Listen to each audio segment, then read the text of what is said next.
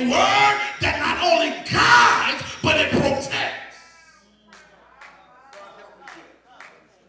So when the real prophetic comes, it don't come to make you jump, shout, speak in tongues. It comes to give you a word for your life to protect you from the hand of the enemy. See, when the real prophetic starts happening, it's when they call you out and say, God says, start living right. I see y'all got quiet now. Some of you slid down your seat because you wonder, am I going to call you? When the real prophetic comes, it comes to challenge you. It challenges you to go to another level in your relationship with God. Your neighbor said, do you want to go to another level? We've been talking about levels and dimensions for years and years and years, and most of us been at the same place. Why? Because we've not left being churchful and hop in the kingdom and start moving in the prophetic. We've just been doing the same old thing. How will you understand the power of the prophet, that he is a seer? He is a one who has redemptive knowledge. He is an individual who has a word that brings covering and protection to your life. When you understand the power of the prophet, then you start understanding the power of the prophetic.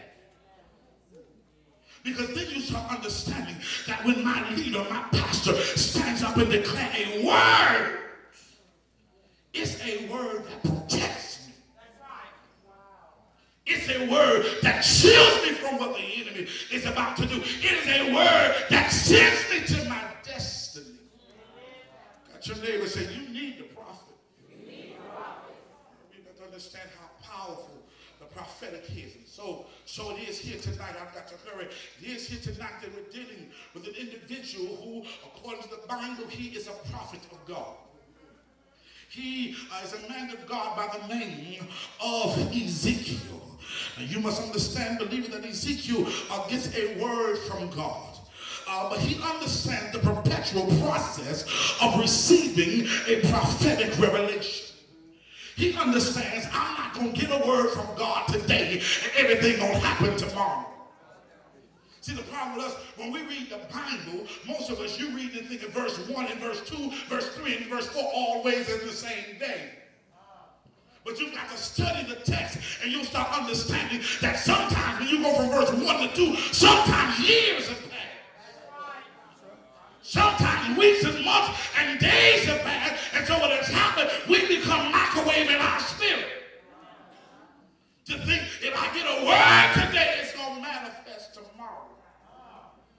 So Ezekiel, he understands the perpetuity of going and receiving a word from God. He understands that my life, his life, was a continuum to go into his destiny. And so Ezekiel had to go through a 4-step process in order to do what God had called him to do. First of all, the first part of the text says that Ezekiel hears a word from God. The first part of the process, if you are going to move into the prophetic at this hour, believer, you've got to be one who received prophetic revelation. You've got to be at the place where you can hear from God. Ooh, here comes the tough part. Because there's a lot of folk declaring they're hearing from God, but you're really hearing from you. Yeah, I know. See, you've got to be so careful in the prophetic, because oftentimes your flesh can get in the way and tell you something that God has not declared. Just give myself an example. Oftentimes, Evangelist Bernard, it is easy for me to give folk a word from them. But it becomes difficult to hear a word from me. Because then I've got to discern, is it God, is it the devil, or is it Kevin? Because I know what Kevin wants. I know what Kevin likes. But I've got to discern and be open to hear what God is saying about my life. That's why the Bible says, he that hath an ear,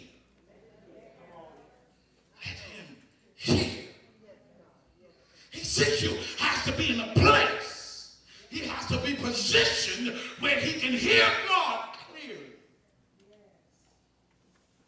When he hears God in the text, he has to hear him clearly. He has to be open to receiving not only of the prophetic, but he has to be open to receiving instructions.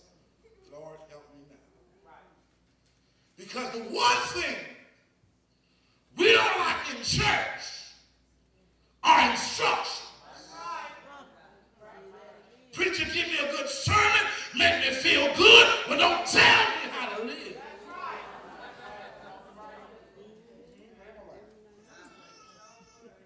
I grew up in an Iowa church that we didn't buy a car without asking pastor.